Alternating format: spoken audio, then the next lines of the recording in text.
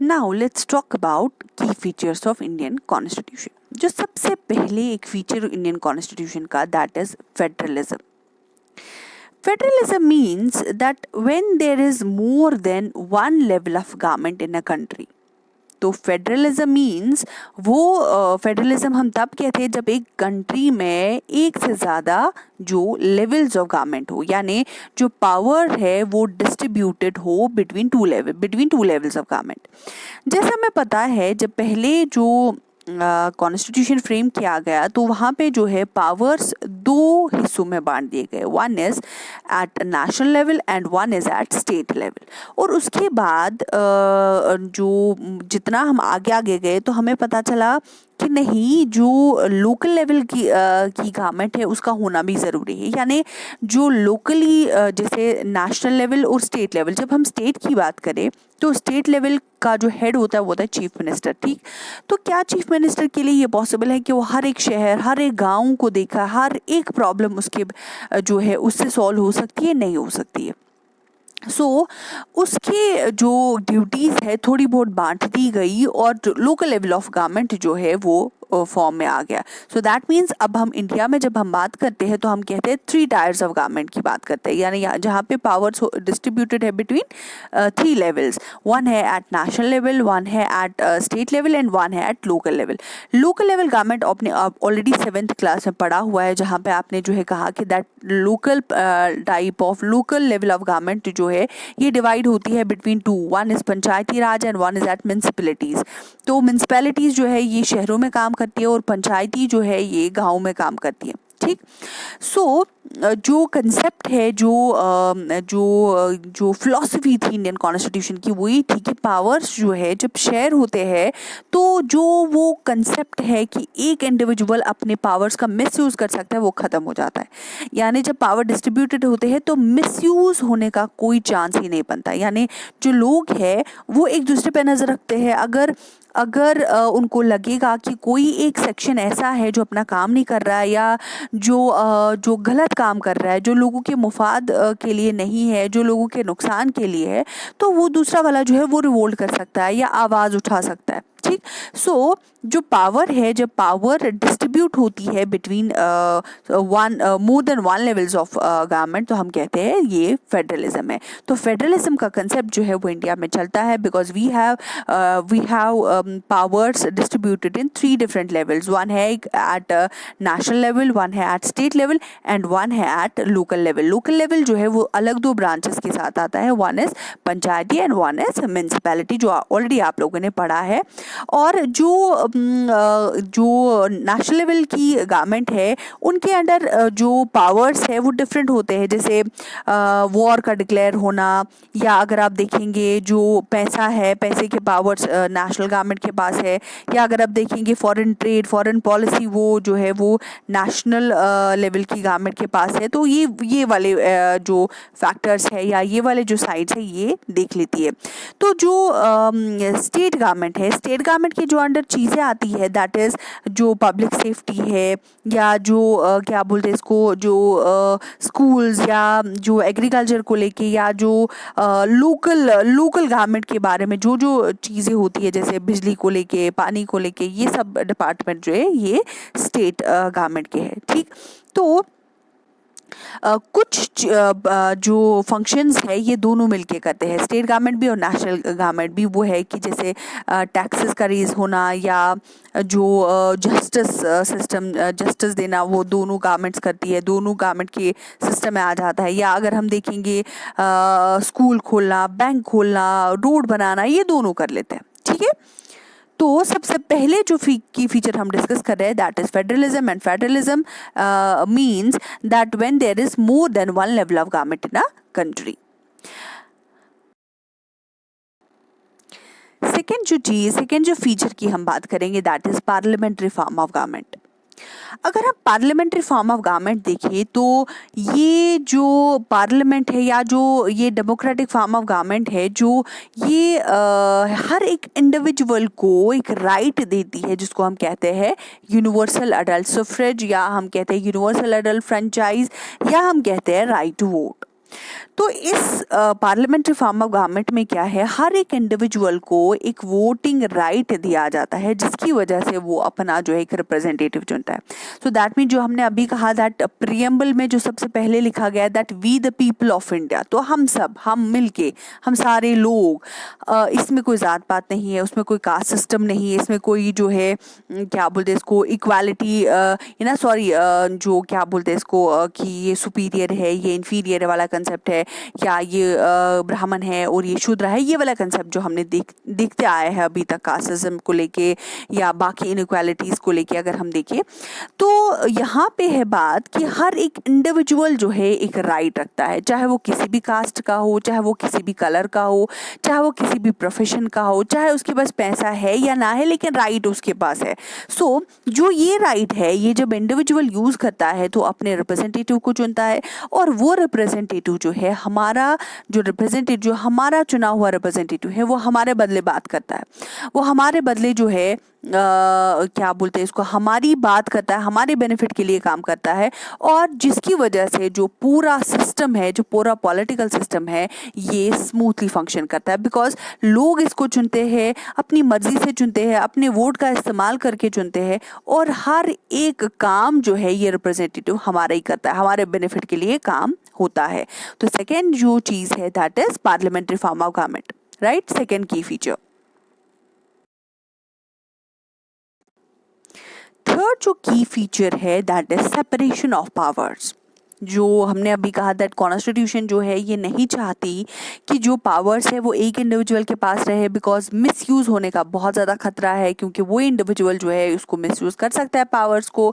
जैसे हमने जो है पुराने इंडिया में मोनार्ची सिस्टम देखा, तो वहाँ देखा जो वो एक इंडिविजुअल है जो मोनार्च बना बैठा है, उसके पास सारे पावर्स है, तो वो कुछ भी कर सकता था। वो अपने बहुत बार देखा गया है कि उसने अपने पावर्स की जो उसके पावर्स है उसका गलत इस्तेमाल किया है, ठीक। तो यहाँ पे उस चीज को खत्म करने के लिए जो है पावर्स को डिस्ट्रीब्यूट किया गया। तो हमें पता है दैट गवर्नमेंट ऑफ इंडिया जो है ये 3 डिफरेंट ऑर्गन्स में बटी हुई है, लेजिस्लेशन है, एग्जीक्यूशन है एंड जुडिशरी है। तो अगर हम बात करें लेजिस्लेचर की, तो लेजिस्लेशन जो है उसका काम होता है लॉ मेकर्स कहा ही जाता है उनको, उनका काम होता है लॉ बनाना, ठीक। और जो उसमें सुप्रीम पोजीशन है वो है प्रेसिडेंट की। पार्लियामेंट है, उसमें जैसे राज्यसभा और लोकसभा में बिल पास होता है, उस बिल के पास होने के जब साइन प्रेसिडेंट के पास चला जा, वो बिल जब प्रेसिडेंट के पास साइन होके चला जाता है, जब प्रेसिडेंट अप्रूव करता है तो वो लॉज बन जाते हैं, ठीक। तो लेजिस्लेशन जो है वो लॉ मेकिंग बॉडी है जो लॉ बनाती है पूरे कंट्री के लिए, और जो इस लॉ को एग्जीक्यूट करते हैं वो होता है प्राइम मिनिस्टर और उसकी काउंसिल ऑफ मिनिस्टर्स। यानी जो प्राइम मिनिस्टर है और जो बाकी इसके अंडर मिनिस्टर्स होते हैं वो काम करते हैं इन लॉज पे, इन लॉज को एग्जीक्यूट करते हैं। इनको जो है डिफरेंट एजेंसीज की मदद से जो है ये इम्प्लीमेंट होते हैं। जैसे प्राइम मिनिस्टर और काउंसिल ऑफ मिनिस्टर जो है उनके नीचे भी बहुत सारी चीज़ें हैं जो ग्राउंड लेवल पे काम करते हैं, जैसे पुलिस ऑफिसर्स, ट्रैफिक पुलिस या बाकी सारे लोग जो लॉ एंड ऑर्डर को मेंटेन करने की कोशिश कर रहे होते हैं। तो ये सब लोग जो है ये एग्जीक्यूट करने की कोशिश, इन लॉज को एग्जीक्यूट करने की कोशिश करते हैं। और इसके बदले जो थर्ड एक पार्टी है दैट इज जुडिशरी, जिसका काम है इन दोनों की पे नज़र रखना। नज़र इन द सेंस कि अगर जो जुडिशरी है, जुडिशरी में हमें पता है ये कोर्ट सिस्टम है जिसमें हाई कोर्ट है, लो कोर्ट है, ठीक है, लोअर कोर्ट है, हाई कोर्ट है या डिस्ट्रिक्ट कोर्ट की भी है इसमें। तो अगर हम बात करें जो ये जुडिशरी है, अगर मतलब कोई भी, चाहे वो लॉ मेकर्स हो या चाहे वो एग्जीक्यूटिव्स हो, तो अगर इनमें से किसी को भी लॉ बनाने में या एग्जीक्यूट करने में कोई कोताही हुई या कुछ ऐसी चीज़ें आई जो लोगों की हित में नहीं थी या लोगों के बेनिफिट के लिए नहीं थी, तो वहाँ पे सुप्रीम कोर्ट या ये जो जुडिशरी है ये चेक करने के लिए है।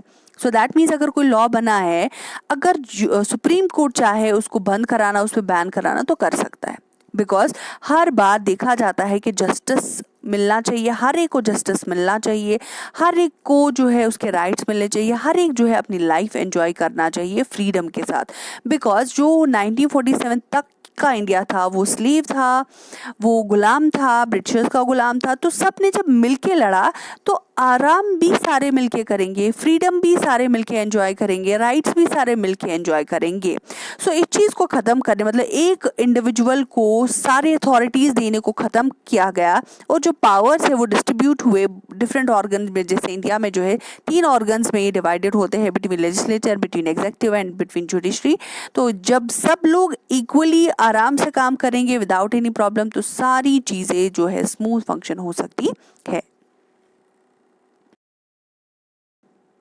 एक और जो की फीचर है दैट इज फंडामेंटल राइट्स, यानी जो इंडियन कॉन्स्टिट्यूशन है वो कुछ राइट्स देती है सिटीजन्स को, इंडियंस को, इंडिया के लोगों को, जो हर एक जो है इक्वली एंजॉय करेगा। सबसे पहले जब फंडामेंटल राइट्स की बात होती है तो आपने सुना होगा दैट फंडामेंटल राइट्स पहले 7 थे, 7 फंडामेंटल राइट्स, जिसमें सबसे पहले है right to equality, right to freedom, दूसरा है राइट अगेंस्ट एक्सप्लॉयटेशन, थर्ड है right to freedom of religion, fourth है, fifth one is cultural and educational rights, and sixth one is right to constitutional remedies, और seventh एक right था वो था right to property. But right to property जो है उसको अबॉलिश किया गया, उसको खत्म कर दिया गया, बिकॉज जब कॉन्स्टिट्यूशन ऑफ इंडिया श्योर करती है कि मैंने जो वादे किए हैं वो पूरे होंगे, या जो ये राइट्स है ये हर एक इंडिविजुअल को मिलेंगे। सो जो प्रॉपर्टी है, प्रॉपर्टी जब देखी गई तो देखा गया कि प्रॉपर्टी इक्वली डिस्ट्रीब्यूटेड नहीं है, कुछ लोग गरीब है, कुछ लोग बहुत ज़्यादा अमीर है। लेकिन जब कॉन्स्टिट्यूशन के राइट्स की बात आई तो हर एक को इक्वल डिस्ट्रीब्यूशन मिलना चाहिए उस राइट के तहत, क्योंकि सबका हक बनता है। वो स्लम में बैठा हुआ इंडिविजुअल है उसका भी हक है, तो वो महल में कोई बैठा हुआ है उसका भी इक्वली हक है, ठीक। तो उसके बाद जब देखा गया कि ये वाली जो प्रॉपर्टी राइट है ये सबको नहीं मिल सकती, यानी गवर्नमेंट ऑफ इंडिया सबको प्रॉपर्टी नहीं दे सकता है, तो ये वाला जो पॉइंट है, ये वाला जो फंडामेंटल राइट है ये अबॉलिश किया गया, ये जो है अमेंड हुआ, ये चेंज हुआ।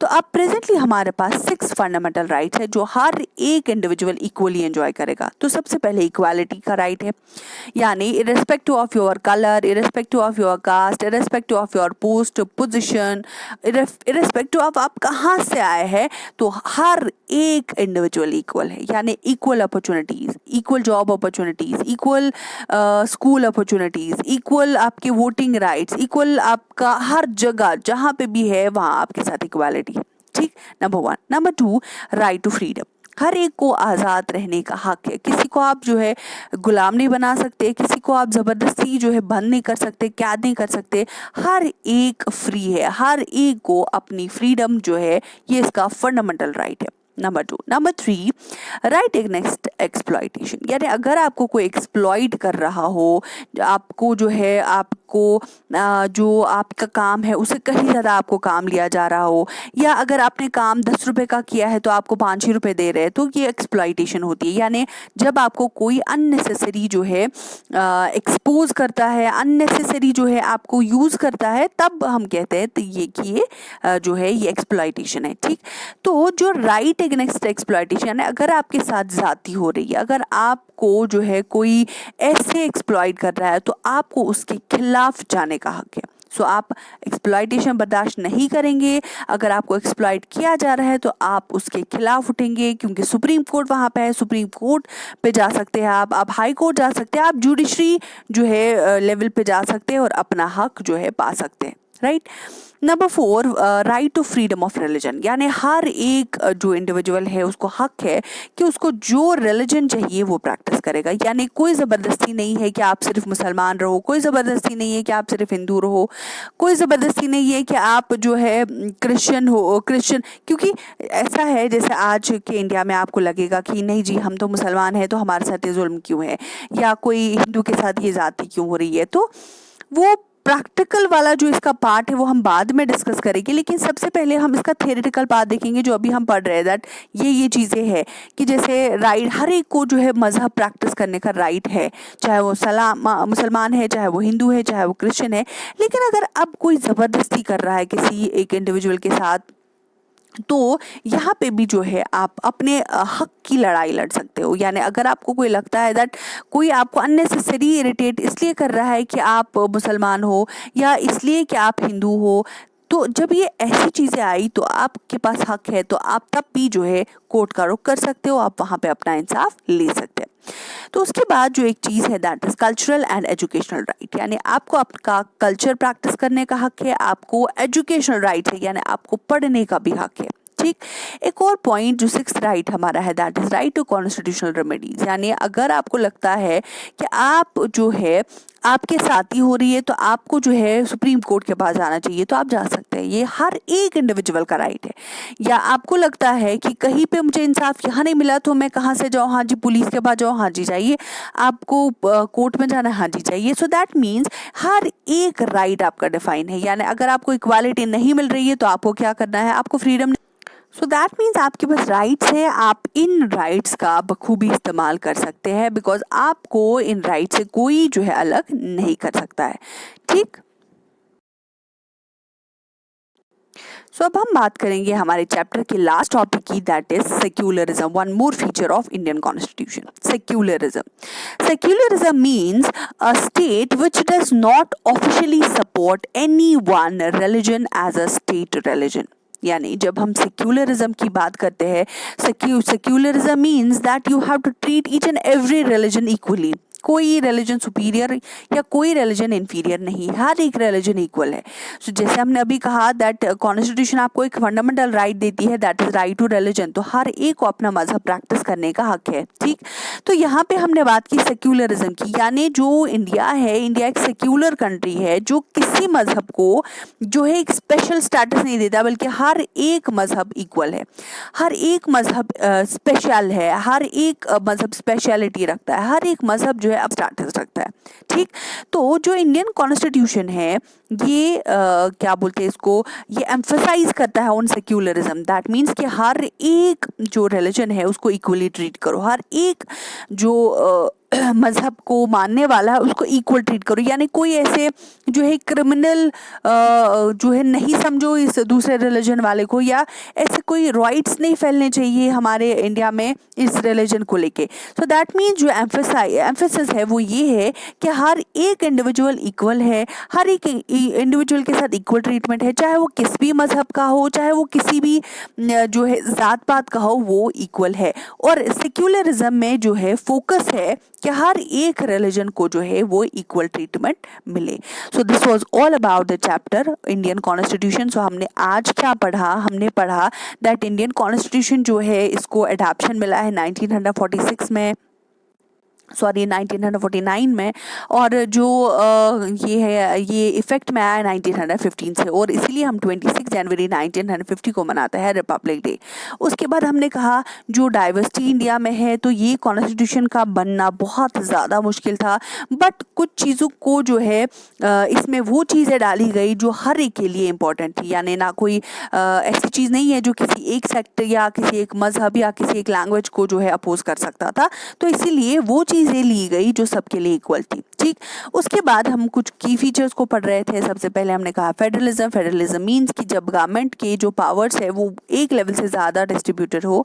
फिर हमने कहा पार्लियामेंट्री फॉर्म ऑफ गवर्नमेंट, जिसमें हमने कहा कि दैट हर एक इंडिविजुअल को जो है एक सुफ्रेज मिला है, एक यूनिवर्सल सुफ्रेज मिला है, यूनिवर्सल एडल्ट फ्रेंचाइजी मिला है सबको, और इसका यूज़ करके हर एक इंडिविजुअल जो है अपना रिप्रेजेंटेटिव चुन सकता है और अपने लिए एक जो है एक अच्छी गवर्नमेंट, एक स्मूथ फंक्शनिंग जो कंट्री एक स्मूथ फंक्शन कर सकती है, ये हम कर सकते हैं, और उसके लिए हमें जो है अपना वोट बहुत ध्यान से डालना है। ठीक, उसके बाद हमने कहा सेपरेशन ऑफ पावर्स, यानी जो पावर्स है वो सेपरेटेड है 3 ग्रुप्स में, 3 डिफरेंट ऑर्गन्स में, ताकि जो एक इंडिविजुअल है वो अपने पावर्स का जो है मिसयूज ना करे। उसके बाद हमने फंडामेंटल राइट्स को पढ़ा, तो हमने कहा वी हैव 6 फंडामेंटल राइट्स। उसके बाद लास्ट टॉपिक जो हमने पढ़ा that is secularism, that is Indian constitution emphasises on secularism, that means that we do not have to support any religion, बल्कि हर एक रिलीजन को हमें जो है इक्वल ट्रीटमेंट देना है। This was all about the chapter, so take care and अल्लाह हाफिज।